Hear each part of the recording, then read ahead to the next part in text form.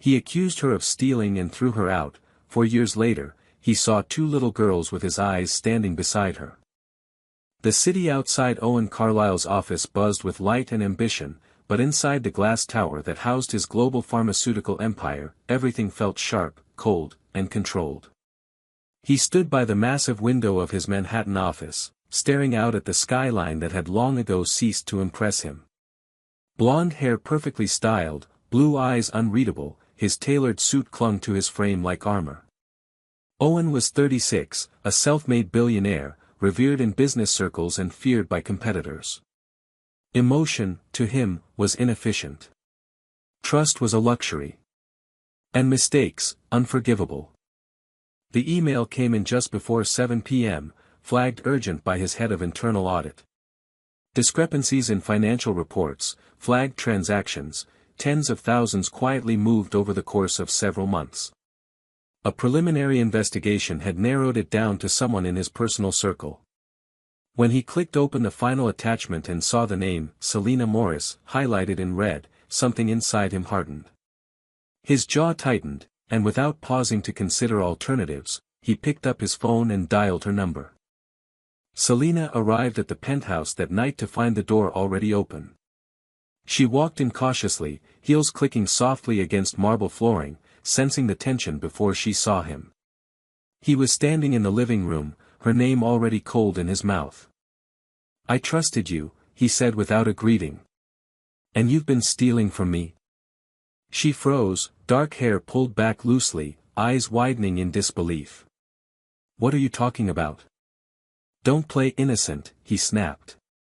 "The accounting logs show funds missing, transfers traced to your access credentials." She stepped forward, hands raised slightly, as though approaching a wild animal. "Owen, I don't know what they found, but I didn't take anything. I would never." "Don't," he interrupted. "You're not just anyone. You lived here. You had access to my life. And you used it." Her voice caught, breath shallow. "You think I'd betray you like that?" "I think the evidence speaks for itself." She stared at him, stunned. For a moment, something flickered behind her eyes, not anger, not panic, just quiet devastation.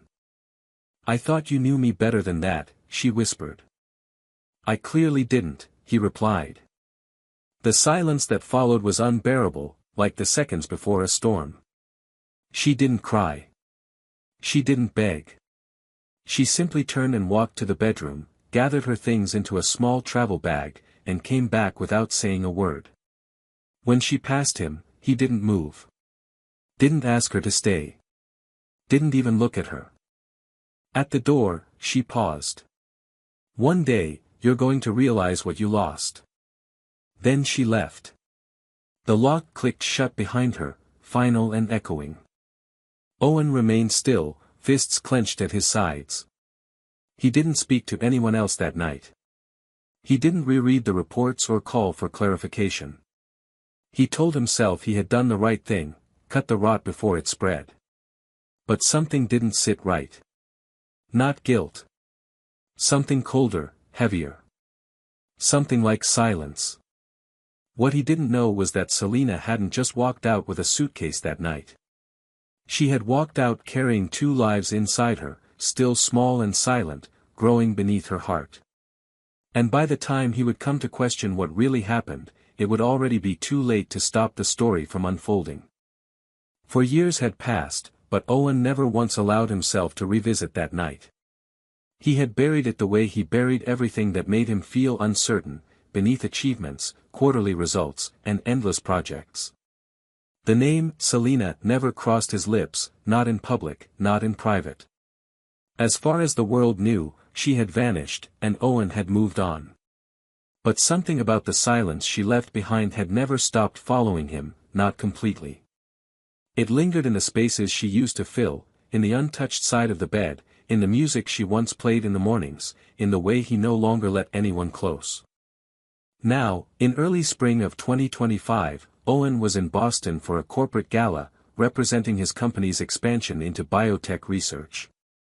It was the kind of event he had attended 100 times, stiff conversation, expensive wine, predictable compliments from people who needed his signature. After 3 hours of polite smiles and rehearsed speeches, he slipped out early and walked alone toward the curb, phone in hand, ready to call for his driver. That was when he saw her. Selena stood under the glow of a street lamp a few feet away, trying to wrestle a toy out of her bag while two small girls clung to either side of her. At first, Owen froze, thinking the resemblance was playing tricks on him. But it wasn't a mistake. It was her. Her posture, the shape of her face, the softness in the way she knelt down to zip up one of the girls' jackets, it was undeniably her. And the children. They were around 3 years old, maybe a little older. Identical. Small, giggling, clutching stuffed animals. Both had soft blonde curls and large blue eyes. His blue eyes. He didn't move. Couldn't. The world around him dimmed as he stared, his breath caught somewhere between his lungs and his throat. One of the girls looked up and locked eyes with him for a fleeting second. She blinked slowly, curiously, then turned back to her mother without a word. Selena straightened and followed her daughter's gaze. Their eyes met. She didn't gasp. She didn't stumble. She only stared at him with a calm, unreadable expression. As if she'd prepared herself for this moment and was already finished with it. Owen opened his mouth, but no words came out. Before he could find anything to say, Selena gently ushered the girls into a nearby taxi. She didn't rush. She didn't look back. The car door closed with a soft thud, and a moment later, the cab pulled away into the night, two tiny faces pressed to the window, watching the city blur around them. Owen stood frozen, completely still, while people passed him on the sidewalk, unaware that his world had just shifted. He wasn't sure how long he stood there before his driver approached and asked if he was ready to leave. He nodded slowly, eyes still fixed on the street where the cab had disappeared. Something inside him, something he buried 4 years ago, had just broken the surface. And he knew, without needing anyone to confirm it, that he had just seen his daughters for the first time. Owen couldn't sleep that night. He paced the length of his hotel suite, replaying the scene over and over again in his mind, Selena under the streetlight, the twins at her side, the fleeting moment their eyes had met, and the look on her face, not shock, not regret, not anger, just calm distance. He could still see the way the little girl had looked at him, the faint, curious tilt of her head, as if she were looking into a mirror that made no sense. He didn't need proof. The girls were his. He knew it in a way that bypassed logic and went straight to the part of him that had been left hollow for 4 years. By morning, he had made the decision. He didn't contact her directly. He knew she wouldn't respond, not after what had happened. Instead, he hired someone. Discreet. A private investigator he had worked with before. He didn't want surveillance or pressure, just an address, something simple, something human. Within 3 days, he had it. A modest townhouse in a quiet part of Cambridge. Nothing extravagant. Not the kind of place he ever imagined Selena would end up in, but maybe that was the point. She had rebuilt without him. He went on a Tuesday afternoon. He didn't tell anyone at the office. He didn't even tell his driver. He took a rental car, parked down the block, and sat for almost 20 minutes staring at the small garden out front, watching as toys scattered the lawn, chalk drawings on the sidewalk, a tricycle tipped on its side, a tiny pair of shoes near the steps. It was a life. A full, beautiful life that he had no part in. Finally, he got out and walked to the door. When she answered, she didn't look surprised. She looked tired, like she had known this moment would come and had braced for it. "Owen," she said simply. "I need to talk to you," he replied. His voice was calm, but inside, everything was trembling. Selena didn't invite him in. She stepped outside and closed the door gently behind her, the sound of children's laughter muffled in the background. "You shouldn't be here," she said. "I saw you. At the restaurant. The girls. They're my daughters," she said, her tone firm. "They're mine too," he said, and she didn't correct him. For a moment, she studied him. He looked tired, but not in the same way he had when they were together. This was a different kind of exhaustion, like he'd been walking through life on autopilot and had only just realized it. "Why now?" she asked. "Because I didn't know," he said. "If I had." "You didn't want to know," she interrupted. "You were so quick to believe I was a thief. You didn't even let me speak. I made a mistake. You destroyed everything we had. I was pregnant when you kicked me out, Owen.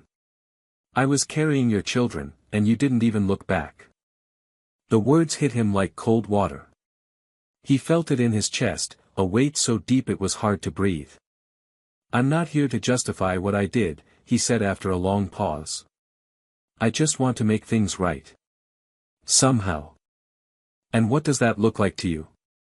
Money? Lawyers? A press statement?" "No. I want to be their father." Selina looked down, took a slow breath, then met his eyes. "They don't know you. They've never even heard your name. You don't get to just walk in and claim a title you never earned." "Then let me earn it," he said, his voice low, almost a whisper. "Let me start." She didn't answer right away. The door behind her creaked slightly, and one of the girls peeked through. Selina turned and gently ushered her back inside. When she turned back to Owen, her face had softened just slightly. "I'm not promising anything. But if you really want to do this, you start with them, not with me." "I understand." "And Owen," she added, her voice suddenly sharper. "Don't do this halfway. If you come in, you stay." He nodded slowly, the full gravity of what she meant settling in his bones. This wasn't a gesture. It wasn't something to fix with a check or an apology. If he wanted to be in their lives, he had to earn it with time, with presence, with patience. She stepped back toward the door. "Come back Saturday. We'll be at the playground 2 blocks down. 10 a.m. Before he could respond, she slipped inside, the door clicking shut behind her. Owen stood there for a long time, not moving, staring at the place where she had just been. For the first time in 4 years, he felt something unfamiliar, humility. And beneath it, a flicker of hope. The playground was small, tucked between 2 apartment buildings with a faded wooden fence and the scent of spring in the air. Owen arrived 10 minutes early, dressed in jeans and a sweater he hadn't worn in years, unsure whether he was overdressed or not enough. He stood awkwardly near a bench, his hands in his pockets, scanning the area like someone who had wandered into a place meant for someone else. Children were running in circles, their laughter bright and free, parents chatting nearby while sipping coffee from paper cups. Owen felt like an intruder, a man out of place among strollers and sidewalk chalk. At exactly 10 o'clock, he saw them. Selina approached with a slow, even pace, one hand gently holding each of the girls. They were dressed in matching pastel jackets, their blonde curls bouncing with every step, small sneakers lighting up as they walked. They looked around, wide-eyed, taking in the playground like it was a new world. When they reached the gate, Selina knelt and whispered something to them. Both girls nodded, then cautiously let go of her hands and walked over to the sandbox. She joined Owen at the bench, keeping a bit of space between them. She didn't speak at first. Neither did he.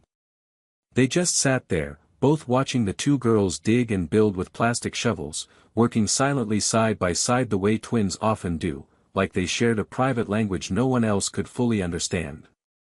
"They don't know who you are yet," Selina said eventually. Her voice was low, almost drowned by the sounds of play around them. "To them, you're just a man from the street. A stranger." "I get that," Owen said, eyes still on the girls.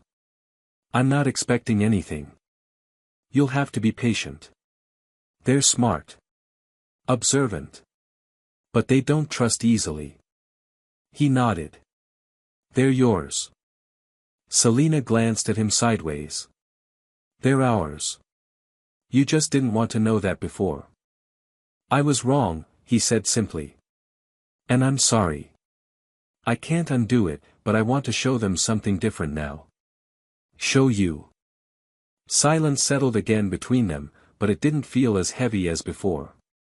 One of the girls, Sky, Selena had said in a text, wandered closer, eyeing Owen from a distance.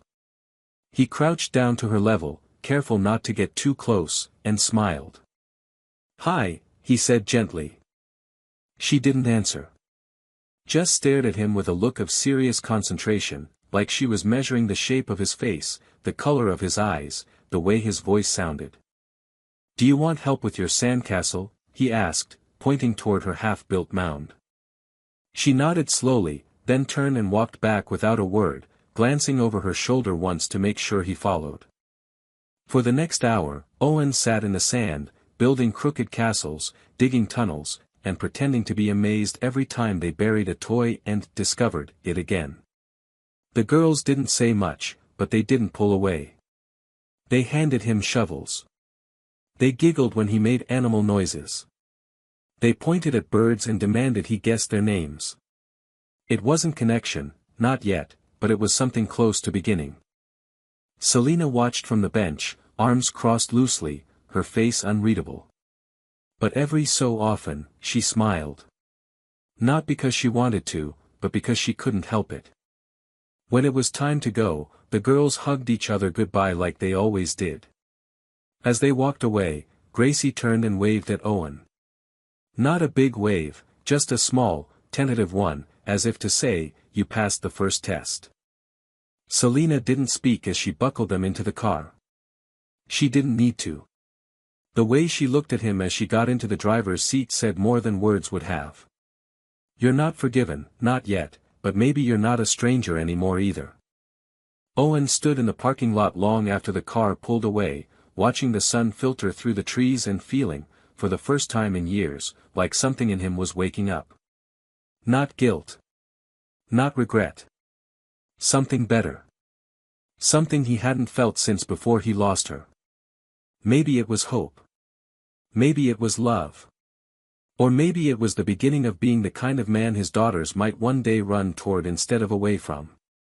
Over the next several weeks, Owen began to show up regularly, at the playground, at the library where Selena often took the girls for story hour, and sometimes just outside their home when invited, sitting on the porch steps with a bag of coloring books or little puzzles he'd picked out himself. He never arrived unannounced. He never stayed too long.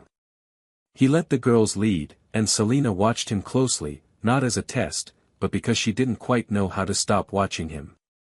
For someone who had once shut down so easily, Owen was becoming gentle. Intentional. Present. At first, the girls treated him like a new neighbor. They asked cautious questions, often through Selena. They were curious about his car, about whether he liked frogs or strawberries, whether he could tie his own shoes. But as the visits grew longer and more consistent, the tone shifted. Owen started to become a fixture, not quite a parent yet, but something more than a visitor. They laughed louder when he arrived. They ran to show him their drawings. They climbed into his lap without asking and told him nonsense stories that made no sense but lit up his face like sunrise. Then came the conversation about legal rights. Owen didn't bring it up. Selena did. They were sitting on her back porch while the girls napped inside, the baby monitor between them humming quietly. A soft spring wind moved the curtains behind the screen door. You need to be on their birth certificates, she said plainly. He blinked, surprised. I didn't expect you to say that. I'm not doing it for you, she said.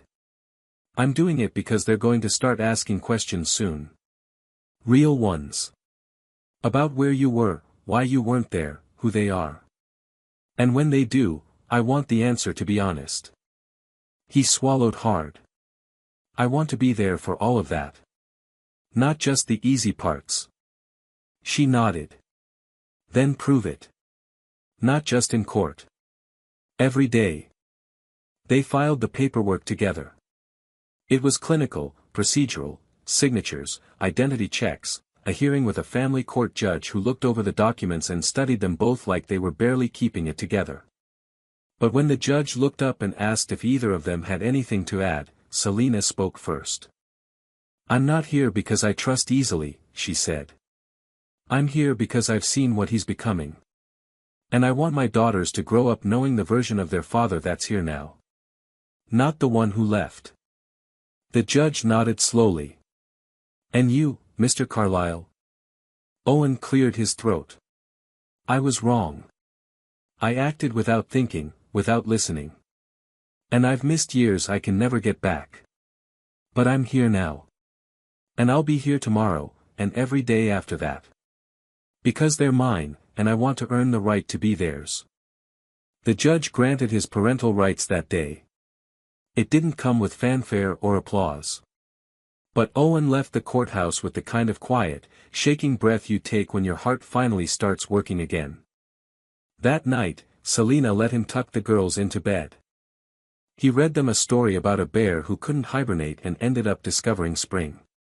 The girls curled up on either side of him, eyes half closed, their small fingers wrapped around his thumb.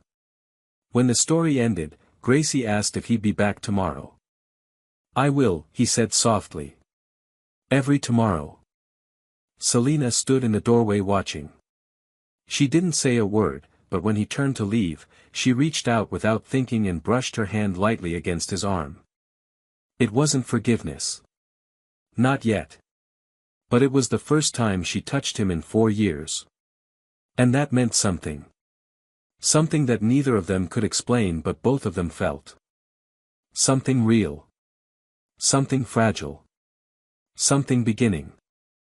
The rain came down in a steady rhythm that afternoon, tapping against the windows of Owen's office as he stared blankly at his computer screen. The city below was blurred in gray, and for once, work couldn't distract him. His thoughts were tangled with memories, ones he had pushed away for too long. It had been nearly 2 months since the court had recognized his parental rights, and everything had changed. The girls now called him Daddy without hesitation. They drew pictures of him and ran into his arms when he arrived.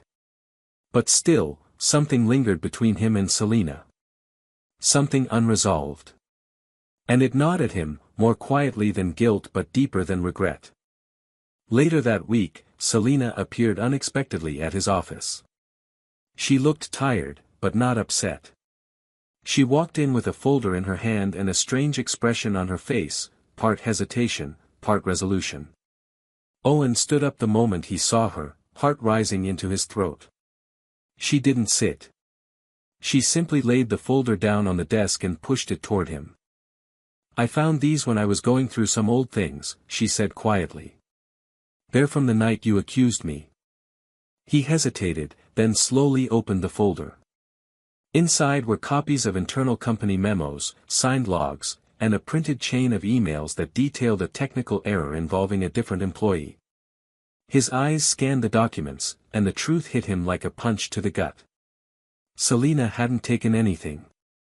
The missing funds had been part of a miscommunication and a clerical error that someone else had covered up to protect their job. The evidence was there, clear and damning, not against her, but against the system he had trusted more than the woman he loved. His breath caught in his throat as he looked up at her. "Why didn't you show me this before?" She crossed her arms, but not defensively. Her voice was calm, even. "Because you didn't ask. Because you didn't listen. And if I had handed you these papers that night, would it have changed anything?" Owen opened his mouth, then closed it again. The truth hung between them, too bitter for excuses. "I saved them," she continued. "Not to prove you wrong. But because part of me always hoped you'd realize it on your own." He sat down slowly, the weight of what he had done settling deeper than before. This wasn't just about custody or rights or even the lost years. This was about trust, the kind you can't rebuild with court orders or scheduled visits. This was about the moment he had chosen fear over faith in someone he once claimed to love. "I was scared," he said finally. "Scared of being wrong. Of being used. I let that fear destroy everything." Selina looked at him, and for the first time in a long time, he saw the pain behind her strength, not bitterness, not resentment, just quiet exhaustion. "I had to build a life from nothing," she said. "While carrying 2 babies. Alone. Do you know what that felt like? Being accused of something unforgivable and having no one believe in you." "I can't fix it," he said, voice low. "But I swear to you, I'll never doubt you again." She nodded once, slowly. Then after a moment, she turned to leave. Before she reached the door, she paused. "The girls are watching us," she said softly. "If we want them to know what love looks like, we have to show them. Even if we're still figuring it out." Then she was gone, leaving the door gently swinging behind her. Owen sat there for a long time, staring down at the folder that had the power to change everything, if only he had cared to read it 4 years earlier. But in that moment, he understood something that he hadn't before. Redemption wasn't just about being present. It was about taking responsibility. Not for the outcome, but for the wound. That night, he didn't bring a gift to the girls. He brought a letter. Handwritten. For Selina. Not to apologize again, but to tell the full truth. About his fear. About his failure. And about how he was ready, not just to be a father, but to become someone worthy of the life he almost lost.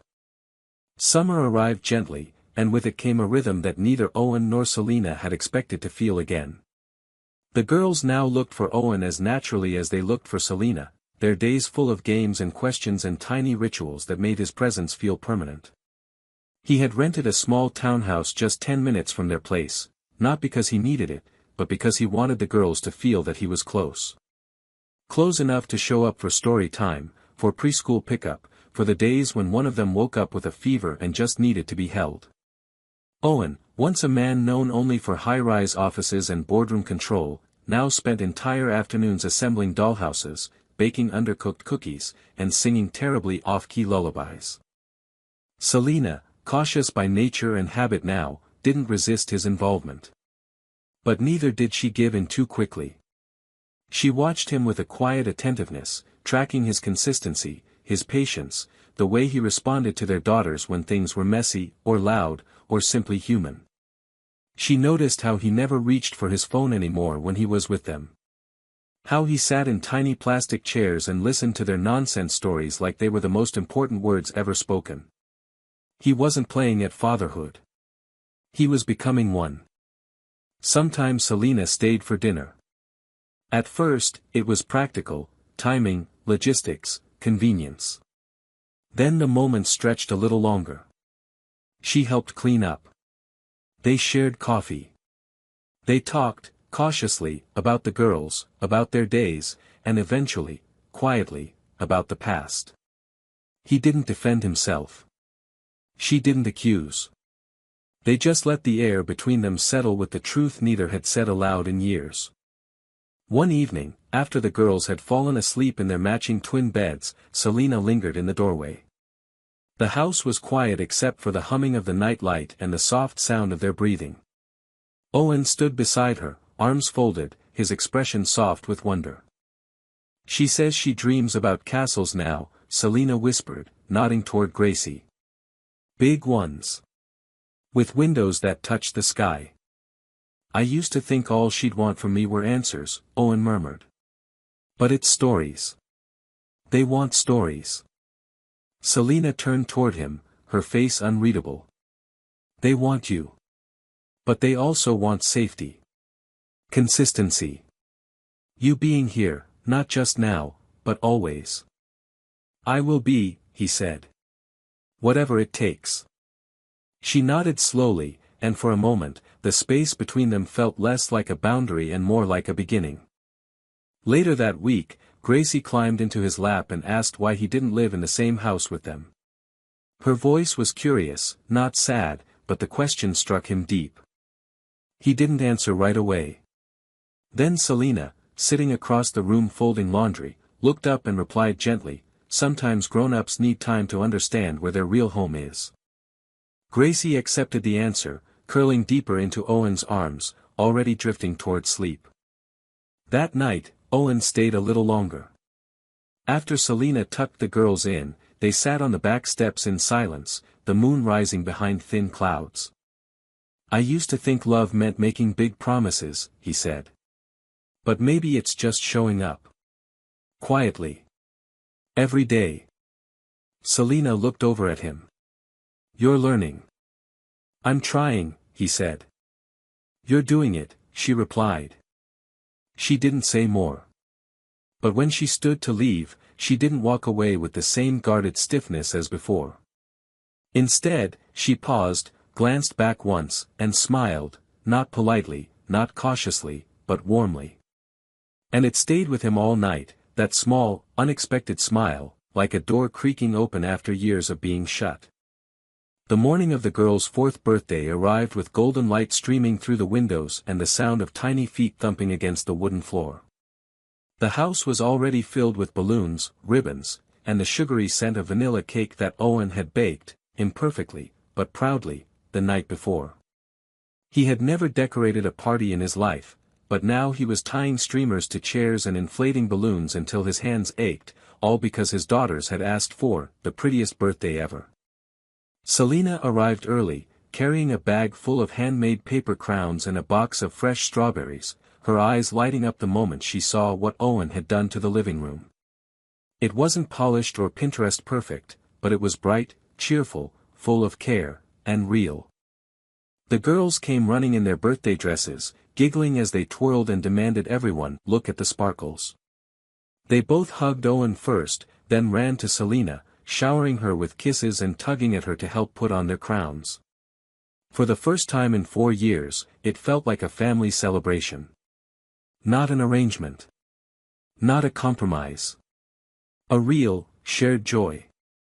Guests arrived in waves, neighbors, preschool friends, Selina's cousins, and even one of Owen's oldest friends from college, who had flown in after hearing that something big was happening in his life. The backyard was transformed into a playland of colored streamers, face paint, tiny tables, and a bubble machine that ran almost non-stop. The girls bounced between their parents, tugging them into games, handing out stickers, and announcing proudly to anyone who would listen, "That's my daddy. And that's my mommy." Owen noticed the way Selina laughed more freely now, the way her eyes lingered on him longer than before without tightening, how she no longer flinched at closeness or quiet moments. After the games and cake and chorus of "Happy Birthday," the children gathered in a circle on a picnic blanket, and Gracie suddenly stood up, holding a folded piece of paper. She whispered something into her sister's ear, who nodded solemnly. "We made a wish," Gracie announced, clutching the paper with both hands. "It's for Mommy and Daddy." Sky stepped beside her and added, "It's very important." Owen and Selina exchanged a glance but said nothing. They waited. Gracie carefully opened the paper and, with the seriousness only a 4-year-old could muster, read aloud, "We wish that Mommy and Daddy will live together in the same house, so we don't have to say goodbye anymore." The yard fell silent for a moment, some parents chuckled softly, touched, while others looked away to give space to something so personal and raw. Owen's heart clenched. He looked at Selina, who was blinking rapidly, trying not to cry. Later, after the party had ended and the last of the guests had gone, Owen and Selina sat at the kitchen table, the house quiet again. The girls had fallen asleep side by side in a makeshift fort built from couch cushions and blankets. Owen held the wish paper in his hand, smoothing it out with his thumb. "I didn't ask them to write that," he said gently. "I know," Selina replied. "It's what they want." "And you?" he asked, not looking at her. She took a long breath, her fingers tracing the rim of her coffee mug. "I never thought we'd come back from what happened. But watching you with them, watching you become this man, I think maybe we didn't lose everything. Maybe we just paused." He looked up at her. There was no fear in her face. No distance. Only clarity and something soft, like quiet acceptance. "I'm not asking for everything," he said. "Not today. Just a chance to build what they see in us. Selina stood and walked to the living room, where the girls lay tangled in blankets, their hands still clasped even in sleep. She called softly over her shoulder, "Then maybe it's time we stopped living in two houses." Owen didn't move right away. He just watched her, his heart pounding not with panic, but with something gentler, certainty. He rose, walked over to stand beside her, and together they looked down at their daughters, at the two little people who had pulled them back from the edge and unknowingly taught them how to try again.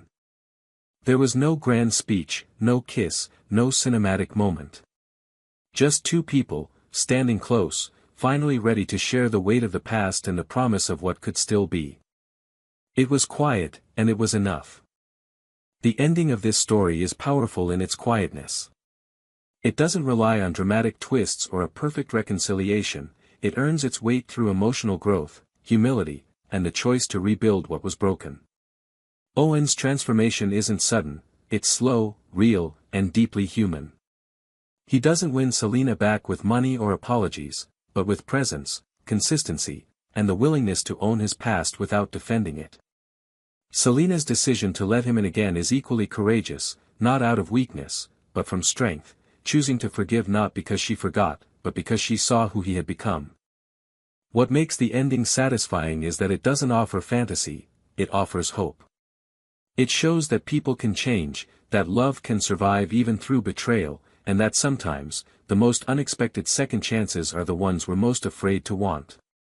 The twin girls, unknowingly, become the heart of the story, not just because they represent a hidden truth, but because they remind both adults what it means to love without conditions, and to believe in the possibility of healing. It's a quiet triumph. And those, I think, are the most lasting kind.